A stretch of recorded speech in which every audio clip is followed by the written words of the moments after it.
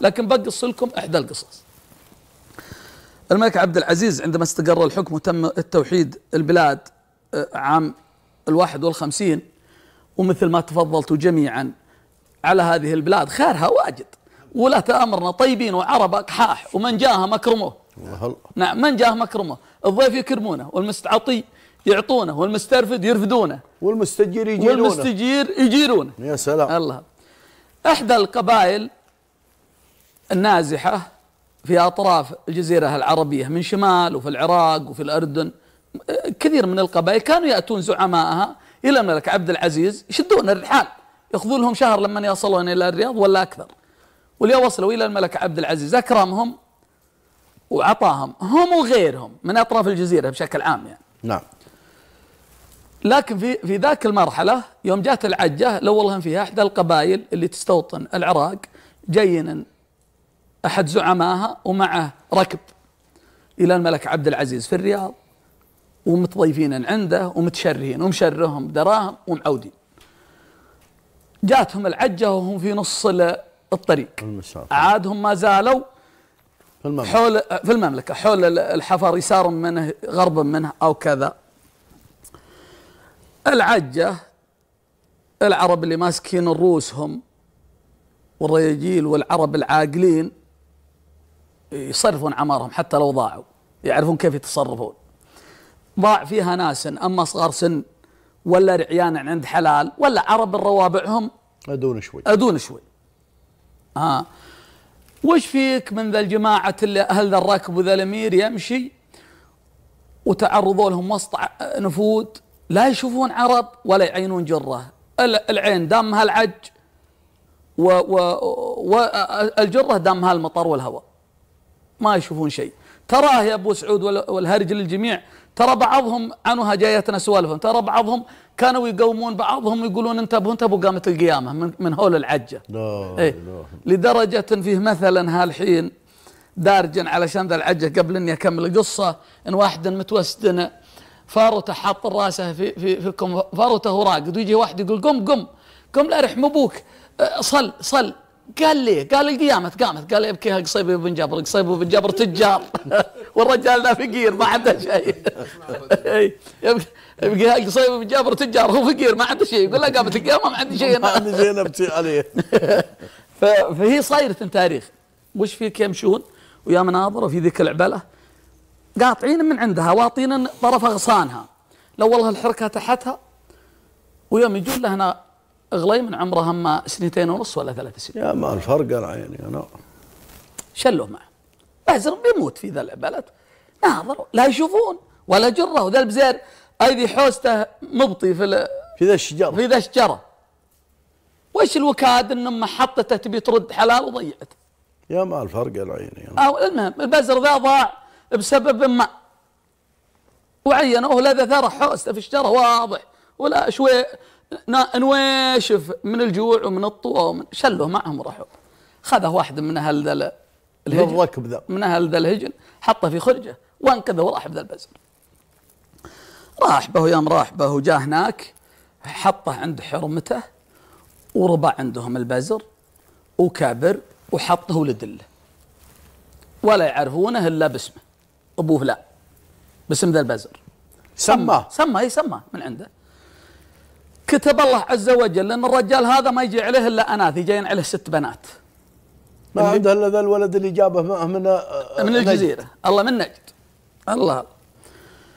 ويوم منه تسبر الولد شاب ضوء وانشر من يسمع، شاب ضوء على يمناك، معرب جد وخال. الله لا والله الصبي صبي ولد، واليوم والله طال عمرك والله الأمور العلم عنده، تصدر البيت وتصدر الحلال وتصدر المكان وتصدر الله، عنده هبل وعنده حلال. له عم قصير له، العرب مثل ما انتم خابرين من اول، الاخوان دائما حول بعض، ضعنهم حول بعض. الله له عم قصير لهم دائما يشدون ويرحلون جميع، وعليه بنات وعليه عيال، عليه هم 6 عيال أو 7. كبروا العيال طال عمرك ويقومون يخطبون بنات عمهم اخوات الصبي ذا ويجوزهم. أنت يا الصبي وأبوه يجوزون عيال أخوهم الله. عفوا الولد ما درى انه مو ما يدري. اي ولد فلان وولد فلان وظل اخواته. مضبوط. وتراه شيخ المكان، شيخه رجل. الله. والرجال شاب ضوء على يمناك، لو ما هو بشاب ضوء ما كلام. الله. هو وش فيه ما يبغى بنات عمه، وكل ما بغى واحد منهم واستعدت وقال كذا لو والله عمه مجوزها. اسلم. تقهوى يا الربع تقهوى، ترى ما تزينا السوالف اللي مع القهوه. يشوفه في عينه ما هو بسيط. ها؟ يشوفه في عينه ما هو بسيط. اي طبعا الولد ما يدري. نعم. يا عم ابي فلانه كان خير ان شاء الله. كل ما تسبرت وحده وجات في حل الزواج قال يا بت يا عم تراني ابي فلانه تراها لي، قال ان شاء الله، واللي اخذها له والله ان ابوها مجوزها. نعم. اي وعود عليه يا عم انتم عارفين الحجري الاول والوضع الاول، يا عم انت وش فيك جوزت فلانه؟ قال لي يا ولدي يدك على حلق المد وخواتها وراها، هذه جاها نصيبها والثانيات على حسابك. ما يبي يحس خاطر، ما يبي يحس خاطر. راحت الاوله والثانيه والثالثه ما بقى عنده الا اللي هو عمه. اللي هو عمه. وخواته ذا الحين الولد ذا خواته عند عيال عمه كلهم الست. يوم شاف ما بقى الا واحده وهو يجي عند عمه قال يا عم زين لانك اي اسلم. قال يا عم، قال نعم، قال والله العظيم فكاك الخصيم من الخصيم يا فلانه ما تعرف من البشر غيري وانك لا تجوزها ان قد ترد. علم النز كان به من هالحين عود صوبها له. يوم خذ له والله انهم يقولون تراها تزوجت عرست. يقول ضحى اسرحب لي، عاد اللي يسولف هو بلسانه ترى الكلام هذا. قال سرحت بلي يوم انشرت من مراحها، قال وانا اقرب الفرس واشد عليها، قال واخذ بندقي بندق النصيله مخيره، قال واخذها، قال واسرح صوب عمي. هذا والله الليل. قال يوم سرحت صوب عمي وهو على نار، قال وجي قلت يا، يقول وانا اوقف قلت انا ماني معلمك ان هالحرمه ما تعرف الا انا، البنت ذي ما تعرف الا انا، وانها لا تاخذ غيري ان ننثر الدم، والله ان جوزني اياها هالحين ولا انها بنفسك ولا بنفس اللي بياخذها، ولا تجوزني اياها هالحين تجوزني اياها. انا مجوزكم خواتي ما رديت من عوالك ولا واحد، وانت بناتك عدد مدري 4 و3 و5، كل ما اخذت واحد تنقلت وراها الثانيه وهذه اخرهم بيروحون. يقول هو يقوم عمه يقول شافني شاف فاتن ان الفتنه في وجهي وشاف الوضع عندي مغلق. قال هو يقوم يقول بندقي يقول حطها في يدي ما عاد على كتفي، قدها في يدي جاهزه. قالوا هو يقوم عمي بالعويذه منك بالعويذه منك بالعويذه منك يا ابن الحلال، ما انت بمنا ما انت بمنا، انت لقيط انت لقيط، ما انت بمنا بالعويذه بالعويذه الله منك. قالوا يوم قال لك انك ضاربني على وجهي، قالوا يغيب مني. ايوه كاد صدمه عظيمه. قال يوم قال هالي قال وانا يدمني مثل الليل، قال واخر علمي اخر علمي اني رديت بندقي على كتفي، رديتها بعروتها على كتفي. يقول هذا اخر اتقاني غشي عليه. ها غشي. يقول يوم خذيت لا والله اني طايحن على ظهر فرسيه ومعيت لين اذا مطحن على ظهر الفرس، ولي والله بندقي مهم معي طايحه، ولي فرسي معذرة وسط بلي معوده، هذه فرسي وانا عليها معذرة تاكل ترعى وسط مفليت وسط البلي. قال وانا اقوم واعصب راسي واعود اقص جرتي، يوم خذت شيل والله بندقي طايحه مني. قال واخذها واجي معود واروح لهلي. قالوا يوم جيت امي قال لين هذه ترى السالفه ذي يا ابو سعود ولا هن الربع والمستمعين تراها صحيح ومسولف لي رجال ماني برايح نذكر الاسماء لان ودنا انها بالعام ما ودنا نذكر، ولا هو رجال اللي يسولف اللي مسولفون بها علي رجال يعني يعرف الرجال هذا شخصيا. ممتاز. هذا شيء واضح. الله يقول وانا اعود لامي، قال وانا اشحن بندقي قدامها، قلت شوفي يا تعلميني بالسر ولا والله ان اذبح روحي قدامك الحين، لا احطها في راسي من هنا الحين واطش راسي علميني. انا جيت عمي وقال لي كذا وقال لي كذا وقال انت لقيط ولا انت منه. ذا الحين علميني وش العلم؟ يقولوا هي تقعد تطيح امي هذه اللي انا اعرفها، قالوا هي تطيح وهي تقوم تاخذ من التراب وتحط على راسها حسبي الله على من غير علينا، حسبي الله على من غير علينا، حسبي الله على من غير علينا. تعلميني تركي مني كلمه التحساب ذا ما عاد ينفع. قالت يا ولدي انت ما انت بلقيط، انت لك اهل، لكن وتعلمه بالسالفه، ابوك هو يا شيخ القبيله وربعه رايحين لابن سعود ومتشرين وعينوك في النفود الفلانيه في المكان الفلاني. ضايع زمان العجه، زمان العجه. وذا الحين انت بين القبيله الفلانيه والقبيله الفلانيه ما انت بضايع. ها؟ وانت جبناك وربيناك وانت انقذناك وكذا وكذا وكذا وكذا. هذا الحين يقول يوم قالته قال وانا تسمحوا لي، قال له جاي النبو يقوم بعد يهتري ويبتسي. قلت انا ما عاد نبو اياكم ما دام من ذا علم، بروح ادورها لكن بتسمحوا لي بالبندق اخذها معي. قالوا وابد اللي تبيه اخذ. قال وانا اعظم لي عفيش ما هو بواجد. قال واحطه على كتفي، قال واخذ بندقي. قالوا يوم جيت تمشي قال له امي يوم لحقتني قالت تعال يا ولد، تعال يا فلان، ترى امك اسمها ملحه، امك اسمها ملحه.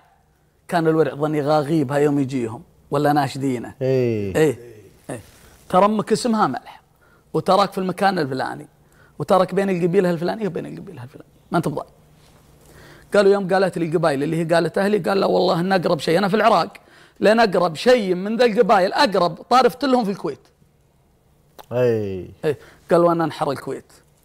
قالوا يوم جيت قالوا اتنشد من الديار، هو ذكي وفطين. قالوا اتنشد معلمتني بالنفود اللي هم لاقيني فيه. قلت النفود الفلانيه من هي له؟ قالوا لا لابو فلان. من هي اوطانه من القبائل؟ قالوا وطنا لابو فلان. قال وانا اتنشد من القبيله هذه من كبارهم في الكويت. قالوا يعلموني برجال كفو مشهور كلكم تعرفونه بس انا ماني بذاكره، ولا رجال كفو من رؤوس العرب بشكل عام. نعم. وفي الكويت مشهور وله حظوته عند حكام الكويت. قالوا يعلموني. قالوا الرجال ذا موجودين وواجدين امهم بشوي مالين من الكويت، وترى اكبرهم من اكبرهم افلام. الله. قالوا انا اروح له. يوم جاء عقب العصر قال لي قلطن عليه. قالوا يوم هو راح على رجليه يوم الكويت. ايه قطوع. فهم عام الثمانين الكلام هذا، عام 1380 على وقت الملك سعود. على وقت الملك سعود جعله في جنات النعيم.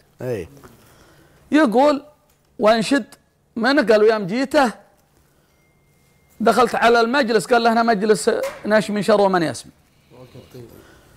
قال واقلط عليه قال له والله عنده عشاء. قال له والله عند رفيقنا ذا عشاء باكر. الله. قالوا سلمت عليه ولي المجلس عامر فيه رجال ما هم بالضيفان. انا عصر عقب العصر. قال وانا ناظر. قلت انت فلان؟ قال نعم. قلت ابيك في علم خاص. قال وابرز انا وهو علمه بعلم. يا ولد السالفه كذا وكذا وكذا ومن ذا الحال وعلى ذا الحال. يقول قال مرحبا ومسهل، قدامك عشاء وبفعل لك عشاء معه. والله ما تقول كلام، واليوم نحن تعشينا فابشر بالعلم الزين كله.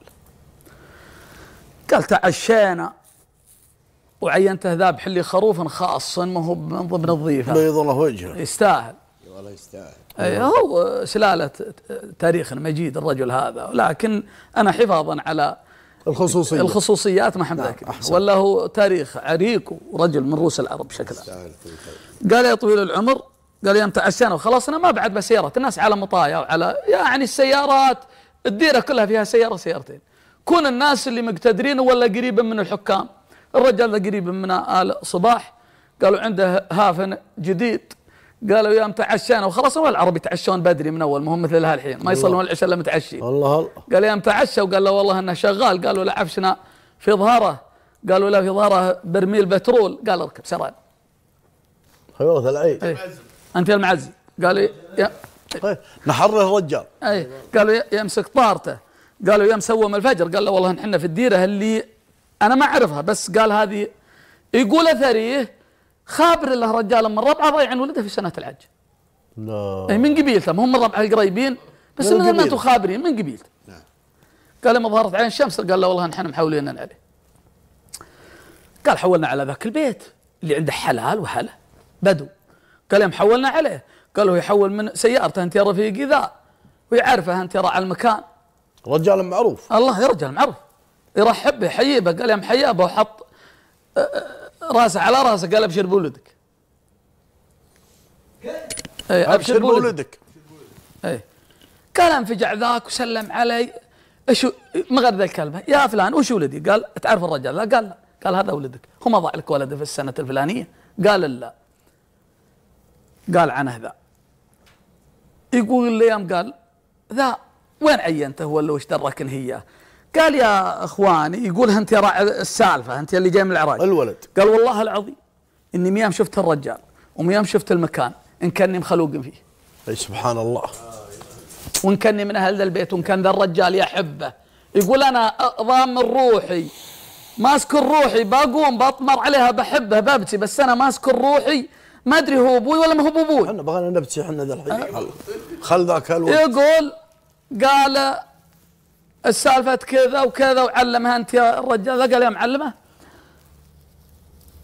قال الحرمه تبكي شو اسمه الحرمه مرت الرجال وراء السناح. انتم خبرين السناح ذا؟ الله الله. ايه باقي على قيد الحياه. لهم حول 26 سنه يعني عقب ما ضاع الورد. يقول لي يوم قالت يقول له والله صوتها يوم طلع عندها صوت بكاء وكذا. يقول قال يا فلانه يا فلانه فلان ولدت فيه شيء من العلامات. قالت بالله اللي فيه علامه مبينه ولدي فيها العلامه الفلانيه ان كانها في الرجال لا فولدي كم هو ذا فله بولدي. اي قال فك شوها قال والله هذه علاماتها ما ادري تسويها ما ادري واشمه ما ادري. قالوا هم يلتمون على الاسره وغدينا وياهم كومت نبكي على بعضنا. الفرق العين. الله السالفه ما انتهت هنا. ذا كرموني يقول ذبحنا كرامتنا انا والرجال ذا وكرمنا وقعدنا. قال لهم خذنا لنا بيجي حوالي شهر. قال له والله ان الهافله حمر يا موقف عنده انا وابوي ترمه اسمها ملحه. ملحه. ايه مهم ملحه. مهم ملحه بس الورع ما يعرف ينطقها. ايه الله الله. ايه ترى اسمه امه ملحه. قال يوم جيت والله عندي امي كلها اسمها ملحه ايه ايه يقول ولا والله انها عرجه امي عرجه فيها عرجه ما ادري وش اللي حاصل في رجله. يقول يوم خذينا للموتر يوم وقف الهاف كلط علينا على نار. يقول هاك الرجال الأسامر اللي عمره في 55 الفيجح اللي ما يالهن يطول بنص موتره ومع حرمه. قال يا من زلوا يا حياكم يا حياكم. قال يا مجانا قال يا فلان الرجال ذا ولدي ما هو بولدك. هذا والله الذنب. ايوه يقول هبك خاف الله. قال ابد الرجال قال يا والله الرجال هذا ولدي وعارفينه. قال ابد الرجال ذا انا ضايع لي ولدا في العجه ولي والله انه من نفس القبيله بس ما هو من اهل الديره. تعرفون القبائل ممتده ديارها الله الله. مو من اهل الديره. قال الولد ذا ولدي وانا اللي ضايع لي ولدا سنه العجه وهذا ولدي. قال انا من يوم انه نزل من قبل يعلمني انه يطالب فيني وانا كارهه من يوم اني شفت وجهه. يقولها راعي البيت. الا يقولها الرجال. اي الولد. يقول من يوم انه نزل قبل يطالب فيني وانا كاره ما بغضه من يوم حول. يقول جاي طويل العمر رايحات يا جت قال راح اشتكانا على محكمه الحفر على الحكومه ذم اقرب مراكز في الحفر. قالوا اشتكينا عليه. يقول انا اصيح عليه قلت يا ولد انت ما انت بابوي والله ما انتم باهلي اهلي عنهم ذالا قلبي ودمي. ترى عاد الرجال راعي الكويت يا ابو سعود قال والله العظيم ميام علمني اني شايف ان دمك فيه. هو يعرفون الرجال ما العرب ما يعرفون شيء من اول يعرفون كل انه ميام قال لي اني دريت انه ولدك دمك وخلقتك وشكلك وسنحتك فيه. يقول هذا ما احب يمه ماني بيمه ولا هو شكلي ولا. قال وانا اجي عندك قلت يا ولد يا ولد شفت لو يحكم لك الشيخ اني ولدك ترى ماني بقعد معك انا ماني بولدك. يقول يرد علي يقول انت طلي ابى طقطق شعوبك لان اعربك هم من بغيتني يوم بغيت تذلف للعراق اللي جيت منها اذلف للعراق. عقب يذل وفيجح ذا. ايه هالمصيبه هذه. يقول ونروح عند الشيخ ويجيب لها أدلة ما ادري ويش شهود ما ادري بغى يحالف انا اللي عاد ضيعت ولا ترى الرجال والله معلمني. اي اما بغى يحالف يمين انت يا المدعي اما بغى يحلف عليه يمين او بغى يجيب له شهود، والناس بعضهم كان من اول جاهل. اي نعم. الله قالوا يوم شفت الشيخ بيحكم، قال وانا طر جيبي قدام الشيخ في المحكمه، قال وصيح، قلت انا داخلا على الله ثم عليك، والله ثم والله ثم والله العظيم يا ذا العرب امهم بهالي، يمين النبر فيها، انا جاي من العراق ادور لاهلي، بس العرب ذا امهم بهالي، هالي عن هذا الرجال اول مرض، هذا الاهلي ولا تحكم بظلم. يقولوا الشيخ يوقف، قال انتم تدرون بننقل قضيتكم للحكومه في الرياض وبصرهم فيكم، بصركم روحوا للرياض. قالوا نروح للرياض، قالوا يا ترى السالفه ذي العرب من اول لا فيه تلفزيونات ولا فيها اخبار ولا فيها شيء تشغل المخ، السالفه لا جات دار بها المجتمع كله بو. الله الله تناقلونها الركبان، الله راحت ترى قد العلم قد عند الملك سعود، وطبعا يمكن ان الحكومه ارسلت برقيه بعد اللي هناك اكيد اكيد. قالوا يام جاوا عند المريه يطلعون، انت جبت السالفه. قالوا يام جينا في الحكومه، قال والملك سعود الله يغفر له جعله في جنات النعيم، قالوا هي دريبها، قال تعالوا لا تعرضونهم على الشيخ اللي عندنا نفس الشيخ اللي في الحرم، نعم ما به، لكن تعالوا جيبوا لنا صالح العرق المري، العروق من المره، ونعم يعرفون ثاري الطيور، ما هم يستاهلون، ما هم بيعرفون ثاري البشر، ثاري الطيور، وهم قصاصين الملك عبد العزيز، هم اخبراه معه، ونعم يا سلام. كان يحكمون احكام ما يحكمونها القضاة، اهل حرب هالحين، الله معروفين.